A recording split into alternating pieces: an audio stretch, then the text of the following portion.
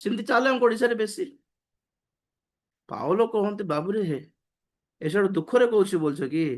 ନା ନା ନା, ଏତିକି ସବୁ କଷ୍ଟ ପାଇକି ବି ସାକ୍ଷ୍ୟ ହେଲା 16:4-16, ଆମ୍ଭେ ମାନେ କ୍ଳାନ୍ତ ନ ହେଉ। ପ୍ରେଜ୍ ଦ ଲର୍ଡ।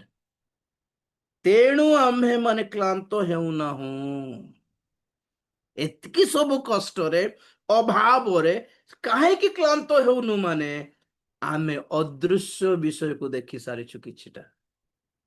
ୱାଓ!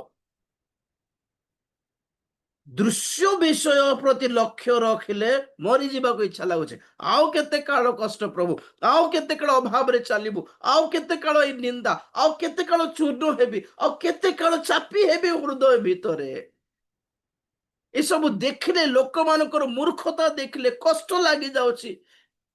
ଏତେ ଅବିଶ୍ଵସ୍ତ ହେଇଗଲେଣି ଲୋକମାନେ, ଏତେ ଅଭଦ୍ର ହେଇଗଲେଣି ଲୋକମାନେ, ଏତେ ମିଛୁଆ ହେଇଗଲେଣି ଲୋକମାନେ, ଏତେ ଭଣ୍ଡ ହେଇଗଲେଣି ଲୋକମାନେ, ଏତେ ସ୍ୱାର୍ଥପର ହେଇଗଲେଣି ଲୋକମାନେ। ଏମାନଙ୍କ ମଝିରେ ସେବା କରିବା ପାଇଁ କଷ୍ଟ ଲାଗି ଯାଉଛି ପ୍ରଭୁ।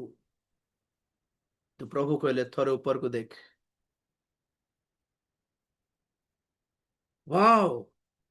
ଦୃଶ୍ୟ ବିଷୟ ସବୁ ଅନିତ୍ୟ, ଅଦୃଶ୍ୟ ବିଷୟ ସବୁ ଅନନ୍ତ କାଳ ସ୍ଥାୟୀ।